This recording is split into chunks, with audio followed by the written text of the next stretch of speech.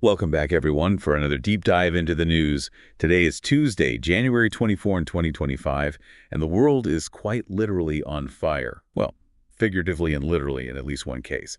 We'll get to that, but first, let's dive into some heavy-hitting topics that have emerged today. You're not kidding. We've got political shakeups, prisoner swaps, and even an initiative focused on something you might not expect. Glaciers. Yeah, you don't hear about those in the news every day. But before we go global, let's start with a story that's dominating headlines right here in the U.S.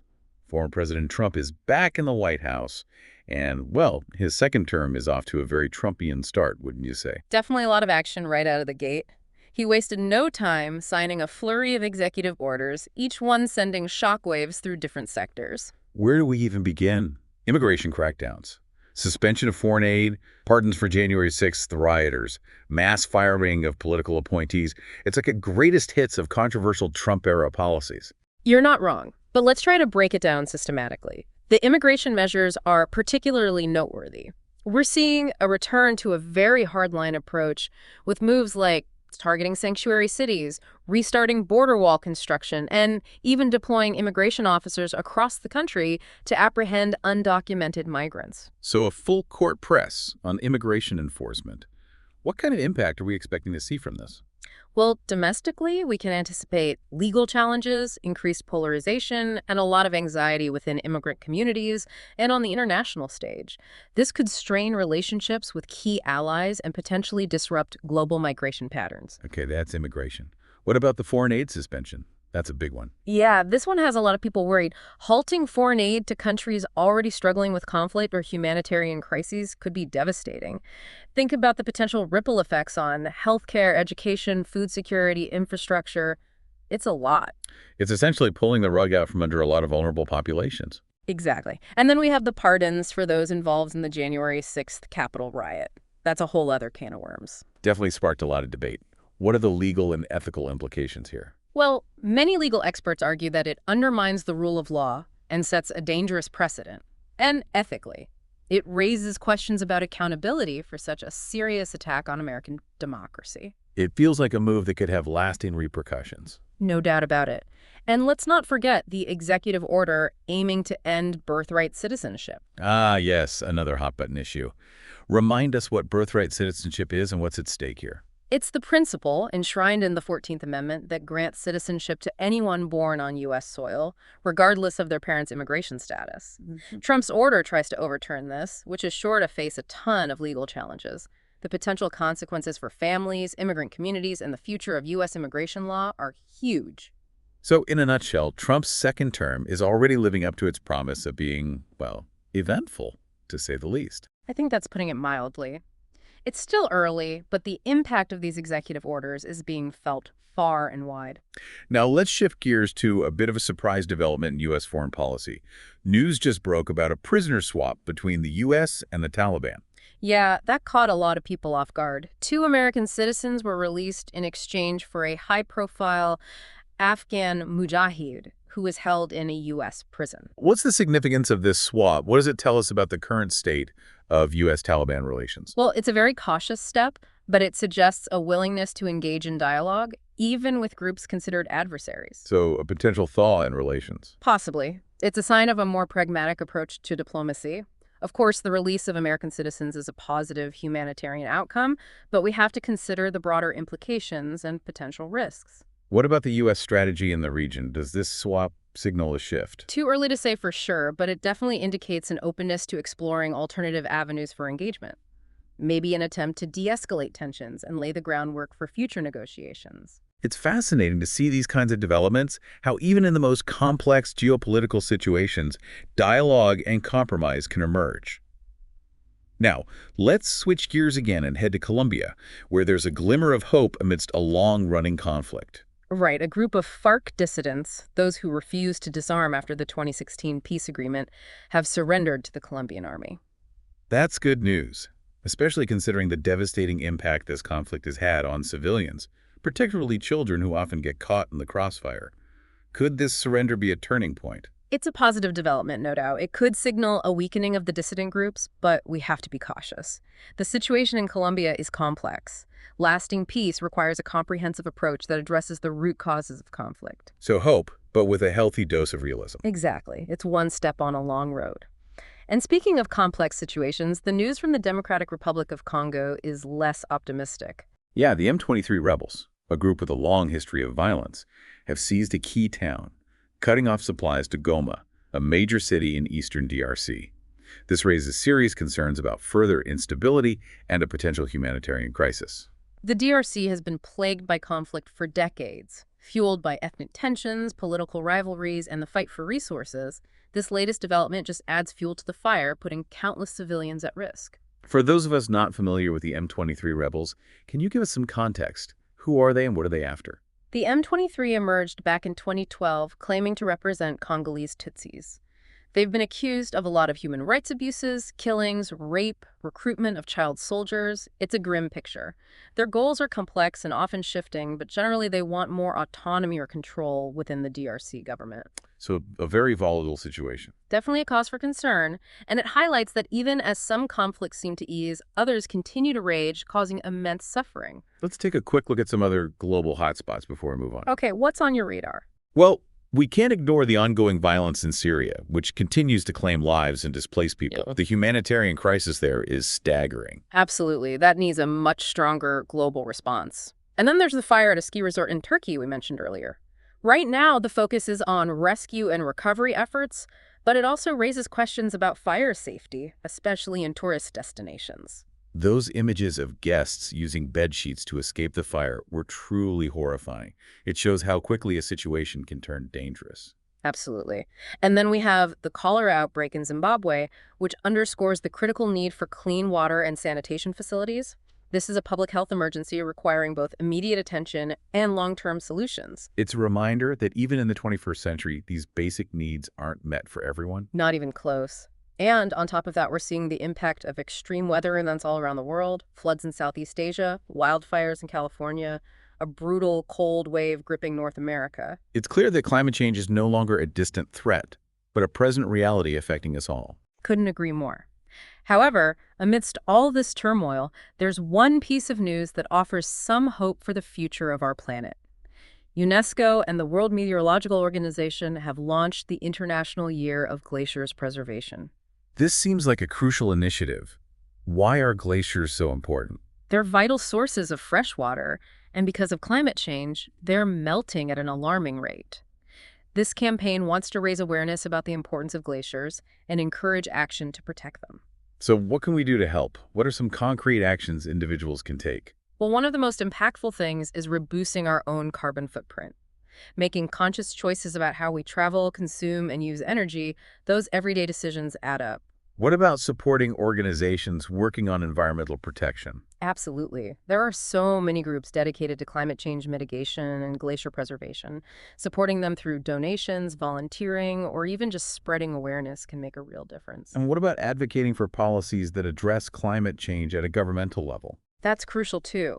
We need to push our elected officials to make climate action a priority and support policies that promote renewable energy, sustainable practices, and environmental protection. It sounds like a multi-pronged approach is needed. Definitely. It can feel overwhelming, but every little bit helps. It's all about creating a ripple effect. I like that. Even individual choices can have a broader impact. You got it. Now let's bring our focus back to the Middle East, where tensions are running high despite a recent ceasefire between Israel and Hamas. Hamas just held a military parade in Gaza, showcasing their weapons and troops. A bit of a show of force, wouldn't you say? Especially so soon after a ceasefire. Definitely a calculated move. They could be aiming to project strength, show they haven't been weakened, and reaffirm their commitment to resistance, both to their own people and to Israel. So a message for both internal and external audiences. Exactly. It highlights the complexity of the situation in Gaza, where internal politics play a huge role in shaping Hamas's actions. It makes you wonder about the durability of the ceasefire. It feels like things could easily escalate again. The potential for renewed conflict is always a concern in that region. The ceasefire is fragile, and any number of things could spark a return to violence. It's a reminder that lasting peace in the Israeli-Palestinian conflict requires more than just a ceasefire agreement. It does. It requires tackling the root causes, like the status of Jerusalem, the right of return for Palestinian refugees, and the creation of a viable Palestinian state. Those are incredibly complex issues. They are, but acknowledging that complexity and engaging in meaningful dialogue are crucial first steps toward a more peaceful future. It's a lot to process, and we've only just begun to unpack today's news. You're right, there's more to discuss, and we'll get to that in our next segment. Stay tuned as we continue our deep dive into the most impactful news stories of the day. Let's shift gears a bit and look at what's been happening in Zimbabwe. Oh, okay. What's going on there? A public health emergency is unfolding. They're dealing with a cholera outbreak that's now spread to 8 districts, a pretty serious situation. Cholera outbreaks are usually linked to issues with sanitation and contaminated water. Is that what's happening in this case? Yes, that's usually the culprit. Access to clean water and proper sanitation is absolutely critical to prevent diseases like cholera from spreading. This outbreak really highlights the need for more investment in public health infrastructure, particularly for vulnerable communities. It's a reminder that even in this day and age, those basic necessities are not a guarantee for everyone. Unfortunately, you're right. International aid is flowing in to help combat the outbreak, but they need long-term solutions to prevent this from happening again and again. It's one of those complex issues with no easy fixes. Indeed. Now let's talk about the wildfires that have been raging in San Diego County, California. Those are another challenge we need to discuss. Yeah, the images I've seen look pretty devastating. What's the latest on those fires? Well, driven by these incredibly strong winds, almost hurricane force, these fires have forced mass evacuations and caused a lot of destruction. It's a stark reminder of how much more frequent and intense these wildfires are becoming, especially in drought-prone areas. It's heartbreaking to see so many homes and landscapes destroyed by these fires. Does this tie back to the issue of climate change?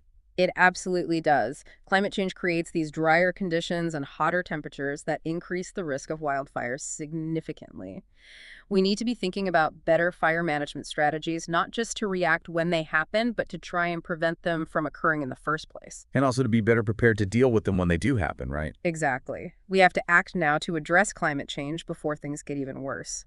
And sadly, these wildfires in California aren't the only extreme weather events we're seeing right now. There have also been deadly floods in Southeast Asia, particularly in Indonesia, where 16 people lost their lives. It's awful to hear about these floods and the lives lost.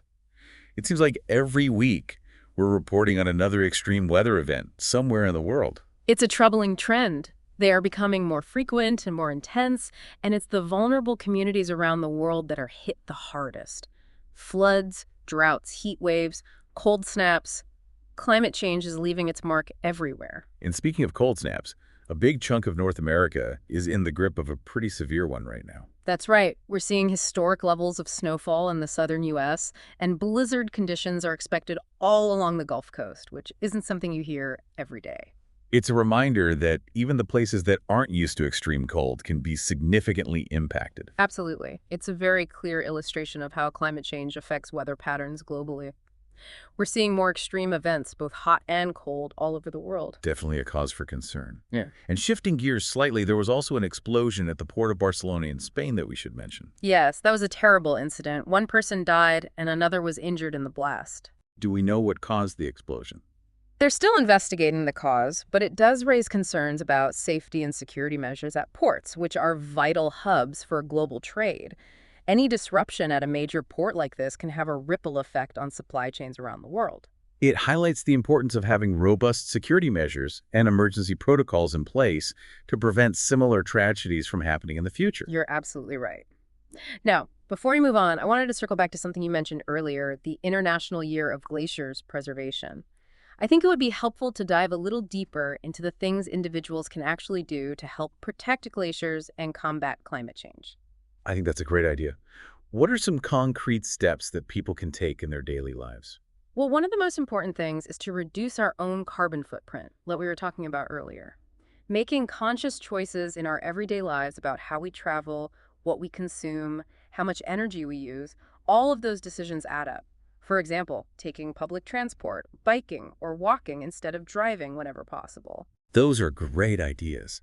What about supporting organizations that are working on the front lines of environmental protection? That's another really important step. There are so many great organizations dedicated to mitigating climate change and preserving glaciers. Supporting them through donations, volunteering our time, or even just spreading awareness about their work can make a real difference. And we shouldn't underestimate the power of advocating for policy changes at the governmental level either, right? Absolutely not. We need to urge our elected officials to prioritize climate action and support policies that promote renewable energy, sustainable practices, and environmental protection. So it seems like it really takes a multi-pronged approach to address these challenges. It definitely does. It can feel a bit overwhelming at times, but remember, every little bit helps. Even small individual actions contribute to the larger effort. It's about creating that ripple effect. That's a good way to think about it. Now, let's shift our focus back to the news and explore a story that, while seemingly lighthearted, reveals some interesting societal tensions. This one involves a dog and a car in Madhya Pradesh, India. Oh, this sounds intriguing. What happened? The details are a bit thin on the ground, but the headline suggests that a dog was hit by a car and then, well, let's just say the dog decided to retaliate in a rather unexpected way. Hold on, I need to hear more about this. What did the dog do? Unfortunately, the reports are quite vague. But it seems the dog, after being struck by this car, decided to take matters into his own paws, shall we say. So there was some kind of payback involved. That's the implication. Again, the specifics are unclear, but there seems to have been some damage inflicted on the car. Kind of makes you think about the dog's perspective and how the sequence of events led to this reaction. It definitely does. And while it might sound like a funny anecdote, it also touches upon themes of animal welfare, human-animal interactions, and even, in a strange way, a sense of justice, although maybe not the kind we're used to. It's a reminder that there's always more to a story than what initially meets the eye. Exactly. And sometimes these seemingly insignificant stories can offer some really unexpected insights into the complexities of our world. Well, I'm definitely going to be looking for more details on this dog's revenge. It's definitely a story that's caught my imagination. I think it's safe to say it's caught all of our imaginations. It's a good reminder that even amidst the weight of all these global events, there's always room for a little bit of the unexpected. Absolutely. Now, before we move on, there's one more story we need to address. Yes, let's dive into a situation developing in a region that's sadly no stranger to conflict, the Gaza Strip. So, fill us in on what's happening in Gaza. What's the latest there? Well, even with that recent ceasefire agreement between Israel and Hamas, things are still really tense. Hamas actually held this military parade in Gaza City, showing off their weapons and military strength. That seems like, I don't know, a pretty provocative move right after a ceasefire. What message do you think they're trying to send by doing that? It's probably a few things, honestly. It could be a show of force to show that they're, not backing down despite the recent conflict, but it's also a way to kind of reinforce their commitment to resistance, both to their own people and to Israel. So, playing to both internal and external audiences. Exactly. It's a reminder that things in Gaza are incredibly complex, with internal dynamics really shaping Hamas's actions. I mean, this parade does make you worry a little about how long this ceasefire will actually hold. Feels like things could easily flare up again, Yeah, the possibility of more conflict is always there in this region. The ceasefire is fragile, and just about anything could tip the scales back towards violence. It's a reminder that, creating lasting peace in the Israeli-Palestinian conflict takes more than just a ceasefire. It does. You have to address the underlying issues, the big ones like the status of Jerusalem, the right of return for Palestinian refugees, the establishment of a viable Palestinian state. All really tough issues to grapple with. Definitely no easy answers there. Not at all. Nah. But recognizing how complex it is, engaging in real dialogue, that's where it has to start if you want any chance of a more peaceful future. Well, it's been quite a journey today. We've gone from the political storm of Trump's return to the White House to signs of hope in Colombia, and then back to the ongoing struggles in the DRC in the Middle East. It really has. I think it highlights both how fragile things are in the world, but also the resilience we see in so many places. And how connected things really are, Yeah. From the impact of climate change to the ripple effects of political decisions, everything seems to be tied together. Absolutely. It shows that we live in a world where what happens in one place can have major consequences somewhere else entirely. As we wrap up, what are the key takeaways you think people should keep in mind from today's deep dive? I think it's crucial to remember that behind every headline, behind every event, there are real people whose lives are being directly impacted. Right, so approaching the news with empathy is crucial. It is. It's also important to stay informed, engage with the news critically, and be aware of the biases and agendas that can shape how things are presented. So basically, be smart and discerning about the information we consume, and look for multiple perspectives. Exactly. And finally, even though we've talked about some tough challenges, there's always hope. There are people and organizations all over the world working to make things better, to build a more just, peaceful, and sustainable future. I appreciate that perspective. It's been a pleasure having you here to break down these complex issues with me. Likewise, always enjoy these conversations. And to all our listeners, thanks for joining us for another deep dive into the news. Stay curious, stay informed, and until next time, keep exploring.